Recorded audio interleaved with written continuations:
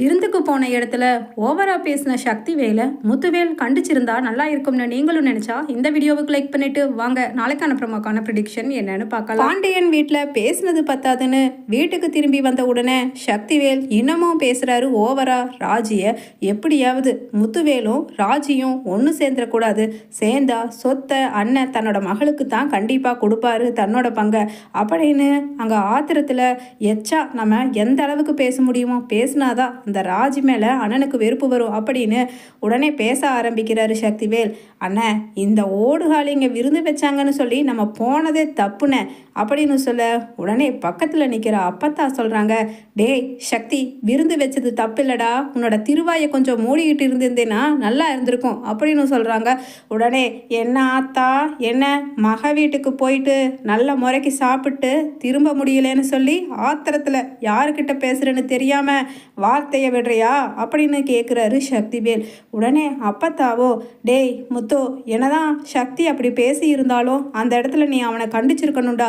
பாவ கோமதி மனசு எவ்வளவு பாடுபட்டிருக்கோம், ஆசையா என்னென்ன வகை வகையா உங்களுக்கு விருந்து செய்யணும்னு பாவம் ஓடி ஆடி செஞ்சு வச்சிருக்கா. அதை நல்ல முறைக்கு உங்களுக்கு சாப்பிட்டு வரக்கு கூட ரொணம் இல்லைன்னு தான் நான் சொல்லுவேன் அப்படின்னு அப்பத்தா சொல்ல உடனே அங்கே சக்திவேல் சொல்கிறாரு, ஆத்தா, இன்னொரு வாட்டி நீ வாயை திறந்துட்டேன்னா அதுக்கப்புறம் கை தான் பேசும் சொல்லிட்ட.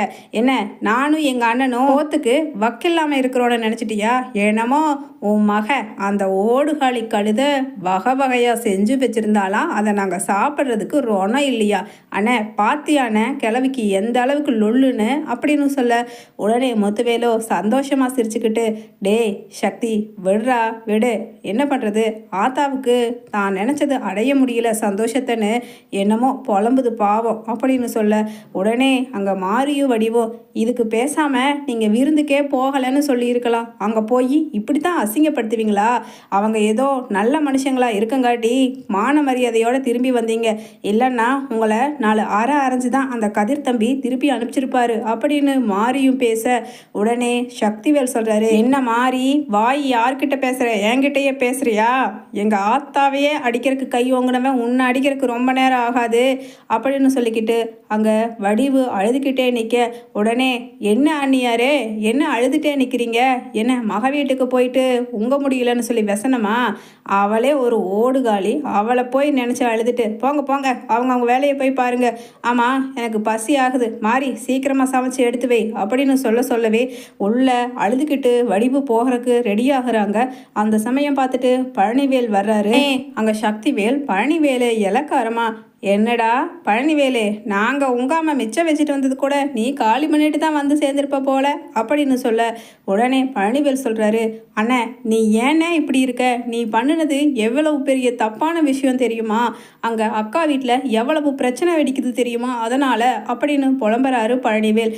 உடனே தன்னோட மீசையை முறுக்கிட்டு சக்திவேல் மனசுக்குள்ள, அதானே எனக்கு வேணும் அப்படின்னு, என்ன எவ்வளவு பெரிய விஷயம் நடக்குது, என்ன அவ செத்து போயிட்டாளா அந்த ஓடுகாலி அப்படின்னு கேட்குறாரு.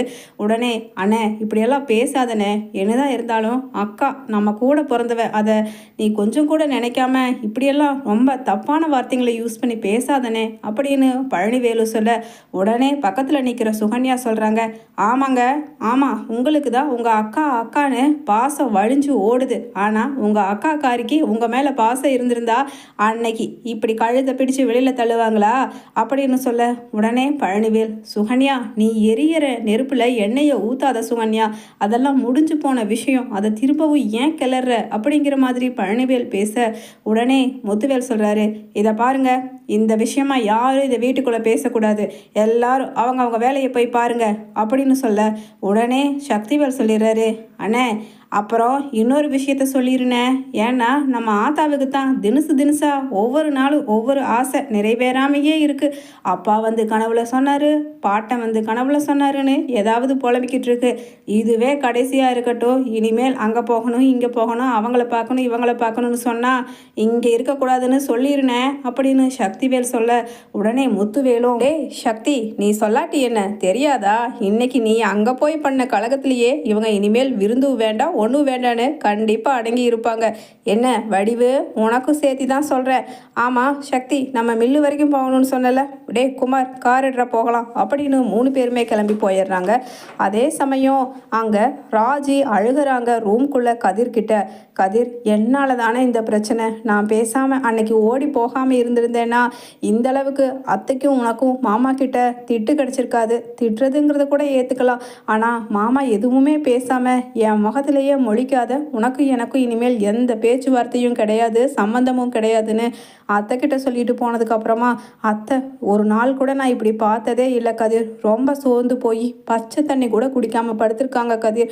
இப்போ என்ன பண்ணுறதுன்னு எனக்கே புரியலை அப்படின்னு சொல்லிட்டு அங்கே அழுகிறாங்க ராஜி. உடனே கதிர், என்ன ராஜி சொல்கிற, அம்மா சாப்பிடல, தண்ணி கூட குடிக்கலையா, சரி வா போய் பார்க்கலாம் அப்படின்னு கோமதி கிட்ட ரூம்குள்ளே போகிறாங்க கதிரும் ராஜியும். அப்போ கோமதி, என்னம்மா ராஜி, என்ன கதிர் இன்னைக்கு ட்ராவல்ஸுக்கு போகலையா அப்படின்னு தனக்குள்ளே இருக்கிற மன வருத்தத்தை தான் அழுதுகிட்டு படுத்துக்கிட்டு இருக்க கண்ணீரை கதிர் முன்னாடியும் ராஜி முன்னாடியும் காமிச்சிக்க கூடாதுன்னு சொல்லி தொடச்சிட்டு எழுந்திரிச்சு உட்கார, உடனே கதிர் அப்படியே கோமதியோட காலை அமுக்கி விட்டுட்டே, அம்மா நீங்கள் சாப்பிடுங்கம்மா, இப்படி சாப்பிடாம இருக்காதீங்க, ராஜி போய் சாப்பாடு எடுத்துகிட்டு வா அப்படின்னு சொல்ல, இதோ எடுத்துகிட்டு வரேன் கதிர் அப்படின்னு ராஜியும் எழுந்திரிச்சு போக, உடனே கோமதி சொல்கிறாங்க, இல்லைம்மா எனக்கு வேண்டாம், சாப்பாடு எதுவும் வேண்டாம், எனக்கு கொஞ்சம் உடம்பு சரியில்லை, யாரும் என்னை தொந்தரவு பண்ண வேண்டாம் அப்படின்னு சொல்ல, உடனே அத்தை நீங்கள் மத்தியானமும் சாப்பிடல, காலையிலையும் சாப்பிடல, இப்போ மணி என்ன ஆகுது, நைட்டு 8 மணி ஆகுது, மாமா இப்படியேவா இருந்துடுவார், கண்டிப்பாக திருந்தி உங்கள் கூட பேச தான் போகிறாரு, நீங்கள் தயவு செஞ்சு சாப்பிடுங்க அத்தை,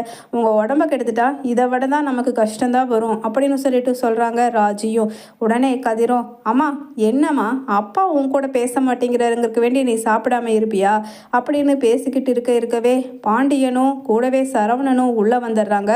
உடனே உள்ளே வரும்போதே பாண்டியன் சொல்லிகிட்டே வர்றாரு சரவணன் கிட்ட, டேய் சரவணா, நாளைக்கு 4 டெலிவரி இருக்குதுடா, நேரமே தூங்கி எழுந்திரிச்சு கடையை நேரமே ஓப்பன் பண்ணி போயிடணும் என்ன அப்படின்னு சொல்ல, உடனே கோமதி தன்னோட கண்ணீரை எல்லாத்தையும் தொடச்சிட்டு சந்தோஷமாக முகத்தை வச்சுட்டு இல்லை போய் இப்போவாவது நம்ம கூட பேசுவாரா அப்படிங்கிற மாதிரி, சாப்பாடு எடுத்து வச்சாச்சு வாங்க அப்படின்னு கூப்பிடுறாங்க. உடனே எனக்கு பசி இல்லை, நான் கடையிலேயே சாப்பிட்டேன், டேய் சரவணா நீ சாப்பிட்டு போய் தூங்குடா அப்படின்னு கண்டுக்காமல் போயிடுறாரு. உடனே கோமதி, இனிமேல் நம்ம அழுதா கண்டிப்பாக இவர்கிட்ட வேலைக்கு ஆகாது அப்படின்னு மயங்கி விழுந்துடுறாங்க. அதே சமயம் ராஜி, கதிர், சரவணன் எல்லாருமே தண்ணியை தெளிக்க, உடனே அங்கே ஒரு மாதிரி ப்ரெஷர் லோவான மாதிரி நடிக்கிறாங்க கோமதி. உடனே பாண்டியனும், கோமதி உங்ககிட்ட பேசாமல் விட்டது தப்பு தான் கோமதி, பேசுங்க, ஒன்றும் ஆகாது கோமதி, என்கிட்ட பேசு அப்படின்னு சொல்ல, உடனே கதிர், நான் கார் எடுத்துகிட்டு வரேனே, அம்மாவை தூக்கிட்டு வானே, போய் ஹாஸ்பிட்டல் அட்மிட் பண்ணி பார்ப்போம் அப்படின்னு சொல்லிட்டு கிளம்ப, உடனே பாண்டியனும் நானும் வரேன் அப்படின்னு சொல்லிட்டு கோமதியை தன்னோட மடியில் வச்சு படுக்க வச்சுக்கிறாரு காரில். அதே சமயம் ஒரு கண்ணை மூடிட்டு ஒரு கண்ணை திறந்துட்டு, இப்படித்தான் இந்த மனுஷனை வலிக்கு வர வைக்கணும் அப்படின்னு அங்கே போக, அங்கே டாக்டர்ஸ் உண்மையிலேயே இவங்களுக்கு ப்ரெஷர் குறைஞ்சிருக்கு, எதுக்கும் சத்துமானமான டேப்லெட்ஸ் எல்லாம் கொடுக்குற எடுத்துக்க சொல்லுங்கள், அதுக்கப்புறம் இவங்களை அதிகமாக வேலை செய்ய வேண்டாம்னு சொல்லுங்கன்னு சொல்ல, உடனே பாண்டியன், கண்டிப்பாங்க, என் பொண்டாட்டி தான் எனக்கு மிகப்பெரிய சொத்து, அவளை நான் பத்திரமா பார்த்துக்குவேன், ரொம்ப நன்றி டாக்டர் அப்படின்னு திரும்பி வர்றாரு. வீட்டுக்கு வந்த கோமதி கதிர்கிட்டையும் ராஜிக்கிட்டையும், எப்படி நம்ம ட்ராமா, எப்படி உன் மாமனாரை ஏன் வழிக்கு வர வச்ச அப்படின்னு கெத்தா பேசுகிறாங்க. அதே சமயம் மெல்லுக்கு போகிற வழியில் முத்துவேலும் சக்திவேலும் ஒன்றா போகும் பொழுது, டேய் சக்தி, இனிமேல் உன் வாயை கொஞ்சம் அடக்கிக்கடா, ராஜியையும் கதிரையும் ஏதாவது பேசினேன்னா அதுக்கப்புறம் நம்ம அண்ணன் தம்பி உறவு விலகிருன்னு நினைக்கிற அப்படின்னு வான் பண்ணுறாரு. இதை கொஞ்சம் கூட எதிர்பார்க்காம அடாவடித்தனம் பண்ணிக்கிட்டு இருந்த சக்திவேல், அண்ணன் என்னென்ன சொல்கிற அப்படின்னு கேட்க, ஆமாம் நம்ம வீட்டு ஆளுங்க முன்னாடி தான் உன்னை திட்டக்கூடாதுன்னு சொல்லி தனியாக வர சொன்னதே உன்னை திட்டுறதுக்கு தான், என் பிள்ளையும் மருமகனையும் இனி ஏதாவது பேசின உன்னை உண்டுலன்னு பண்ணிடுவேண்டா அப்படின்னு சொல்ல, உடனே சக்திவேல் ஷாக்காகி நிற்கிறாரு. என்னென்ன நீங்களா இதை சொல்கிறீங்க அப்படிங்கிற மாதிரி பார்த்துட்டு